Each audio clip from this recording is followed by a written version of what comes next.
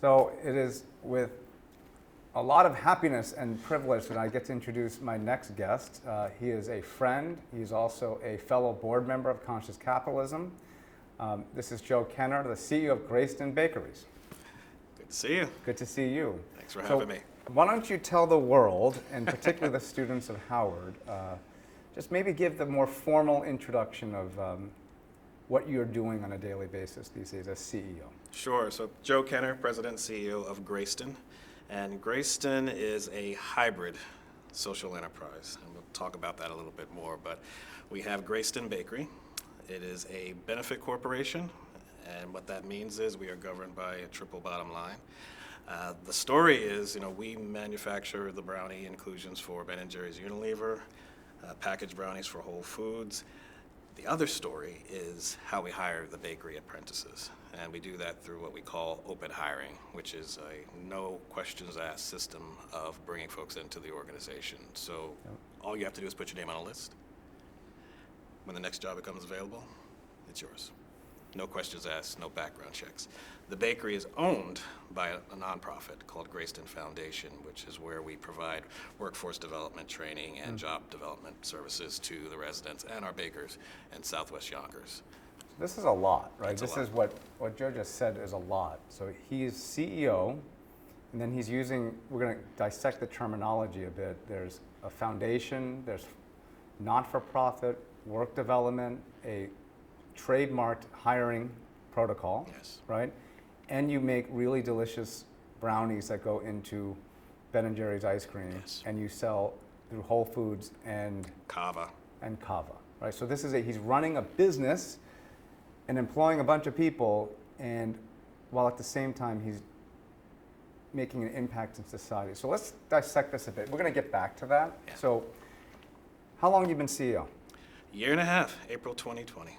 Okay. And when I was reading your background, there were lots of twists and turns, right? Circuitous route. Yes. So this is an entrepreneurship discussion. So we Yeah. always emphasize that these paths, they go like this, and everyone's path is different. Yeah. So tell the students about your path. You have a bunch of finance in your background, Yeah. right? But now you're CEO of a public benefit corporation selling brownies. Yes. Okay.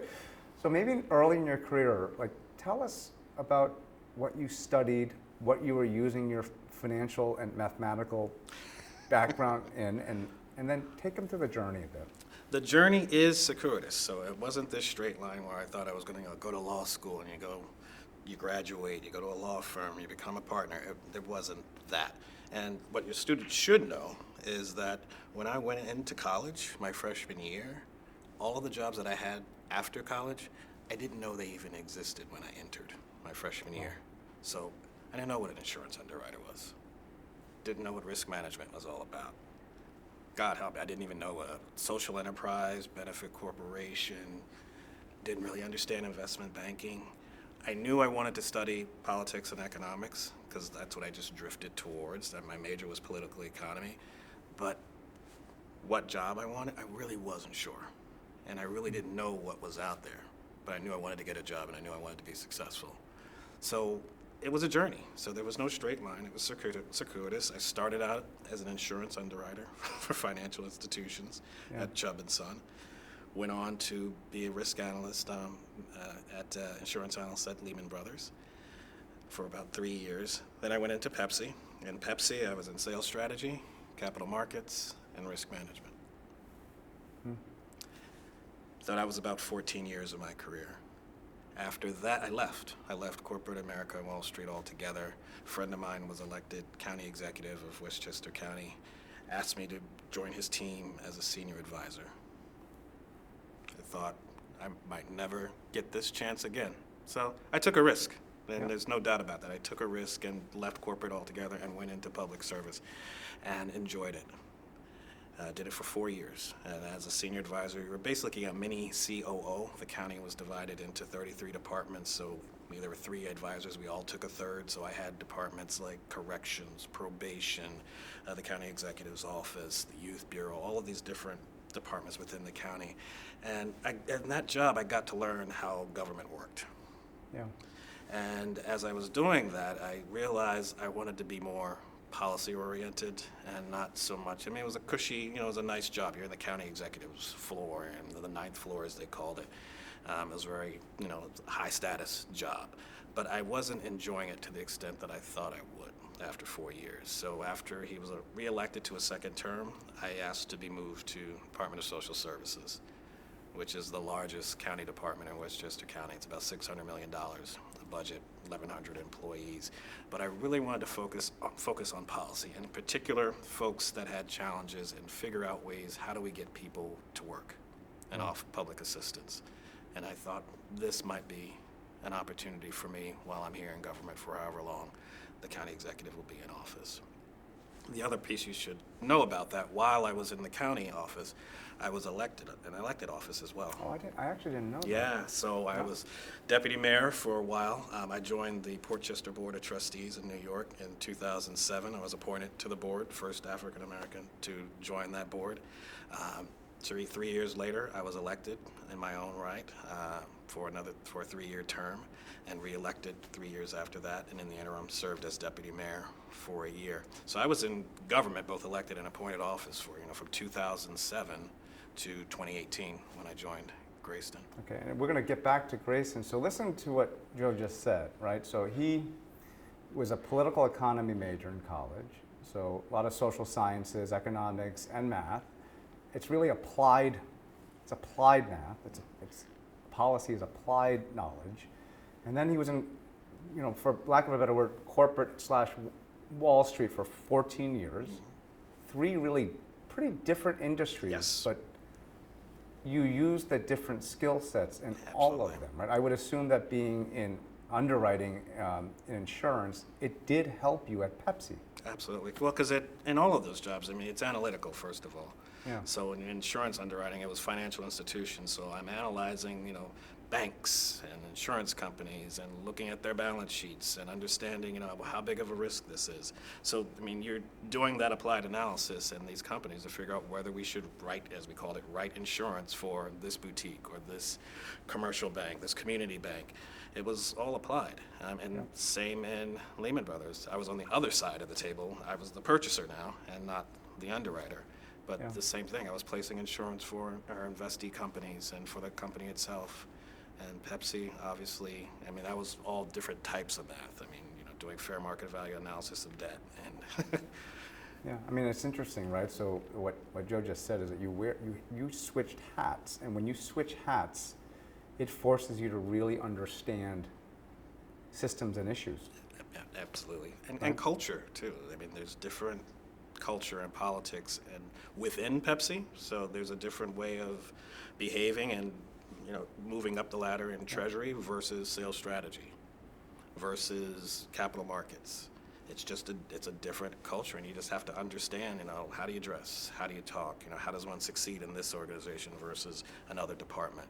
And you have to be flexible.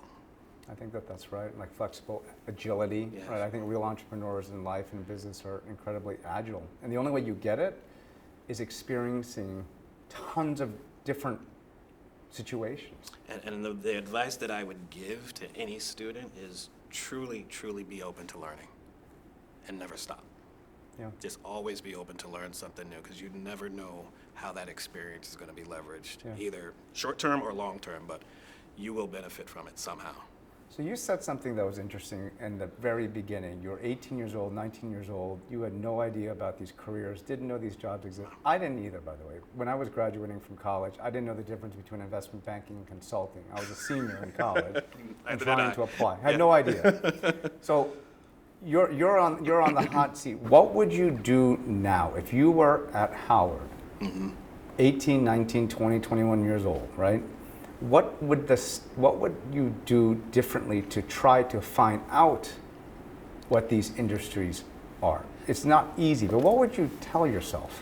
What I learned now is I have what I call a kitchen cabinet of folks, and it's advisors, just these informal advisors that you have.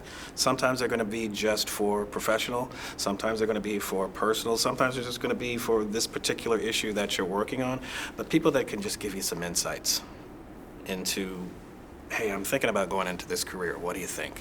Have 2 or 3 people give you their advice and check you as well. hold you accountable.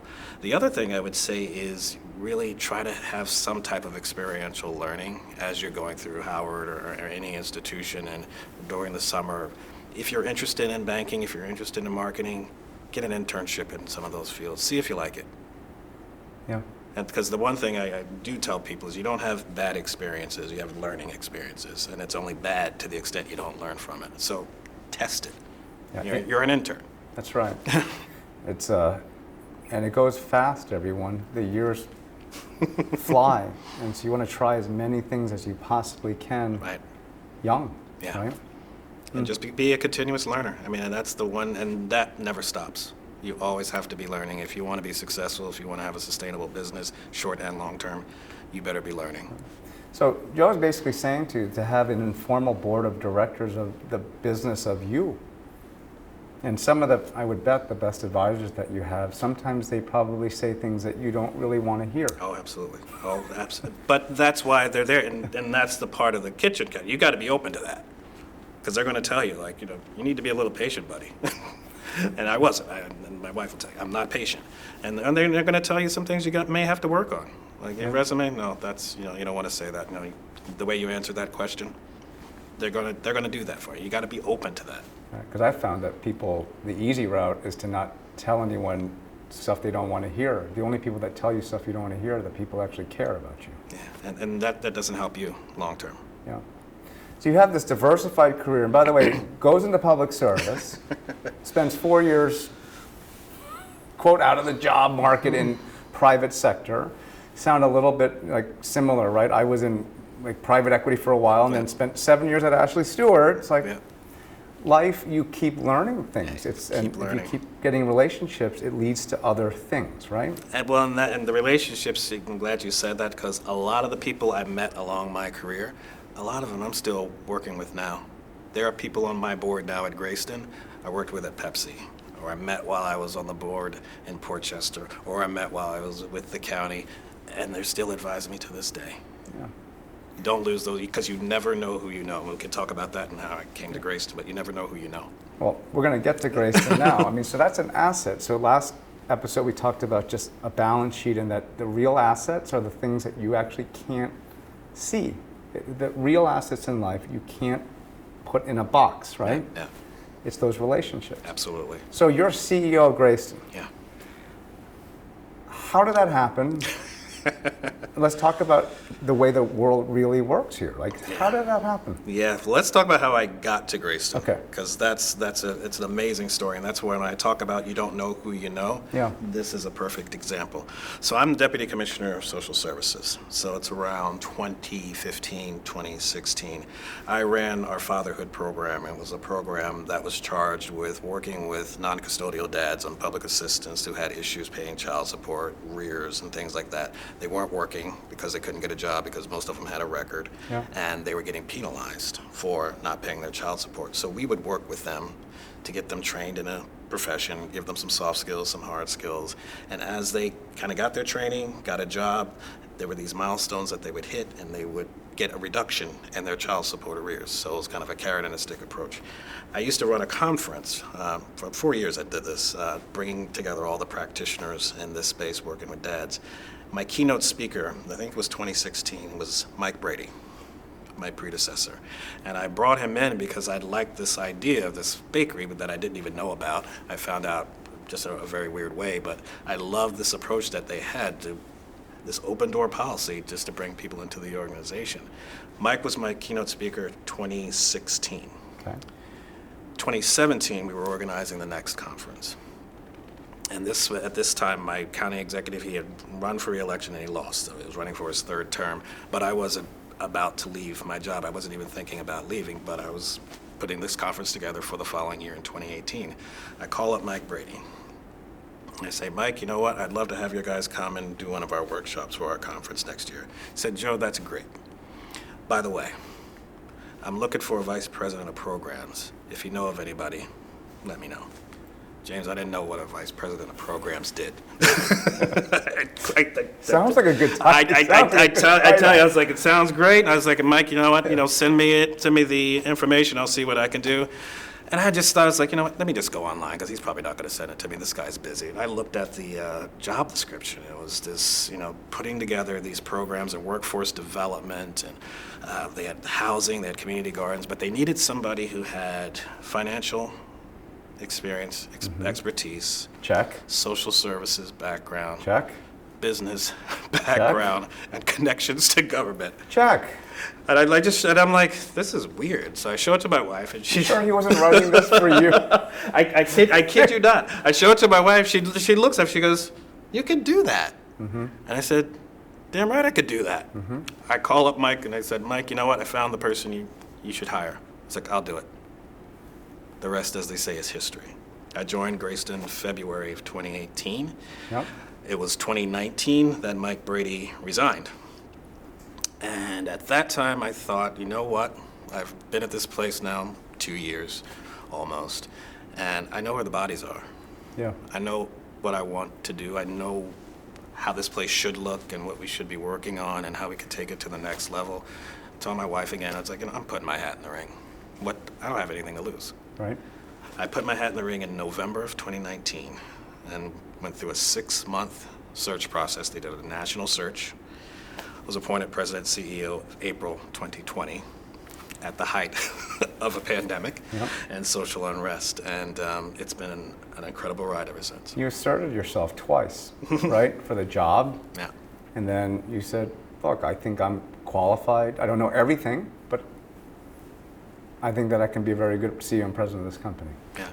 And first-time CEO. First-time CEO. First-time CEO. I mean, the board took a risk. I mean, it was... Yep. This is a national search, and actually, as much as I hated the process, and I talked to my kitchen cabinet about this, I was like, why is this taking 6 months? Like, I'm here. Why does it have to take 6 months? But you know what? It was a national search, and they looked at people with all kinds of skills and backgrounds, and they chose me. Yeah, it makes you feel good. Two, it makes you feel good that the board took it seriously enough to make sure that they found the best guy or a gal, and that was you. Yeah, so it's been amazing. So let's go to Greyston. Let's talk about this, because in the introduction you said something about it being a public benefit corporation. Yep. Right? So can you please explain that to the students of what that is? Yeah. So I don't want to be esoteric and too academic, but a B Corp, as we call them, benefit corporation, is simply a system of governance. Okay. So in the traditional incorporated company, you're measured by the bottom line, so finance. With a benefit corporation, it's really legalized stakeholder capitalism, if you think about it, and we look at the stakeholders. So we look at the triple bottom line. So what's that mean, the stakeholders? Who else? So at a company, who are the stakeholders of a company? People, planet, and then profit. So people is more social, so the employees, the community that we're in, the first responders, the nonprofit, the other nonprofit partners that we have in our area. Those are your stakeholders. The environment, it's the next piece, that's the planet. So how is our company positively or negatively contributing to the environment? And then obviously financial, which is we got to be sustainable for the long term. So that's how we govern ourselves. When you attend one of our board meetings, we're looking at all of those things and seeing how we're doing against them. Yes. And the board's holding us accountable for that. So this is an important point, just so for you students, and particularly you Howard business students and Howard law students. So in corporate America, most corporations that you think about and read about in the Wall Street Journal, they are C Corps. So a C Corp, the board has one duty. It is to maximize shareholder value, so the people who own stock. Yeah. There's no legal duties to employees, to the surrounding community, obviously not to the environment, literally just to the shareholder. So as a CEO in a C Corp, all the people that you see every day at work, there's no legal duty to them. That's governed by employment law. Fiduciary duty, yeah. So a B Corp, which you may be hearing more and more about, right, where capitalism is going, is saying, wait, what about the employees? What about Yonkers, right, which is where the bakeries, your headquarters are based? What about the contribution to the planet?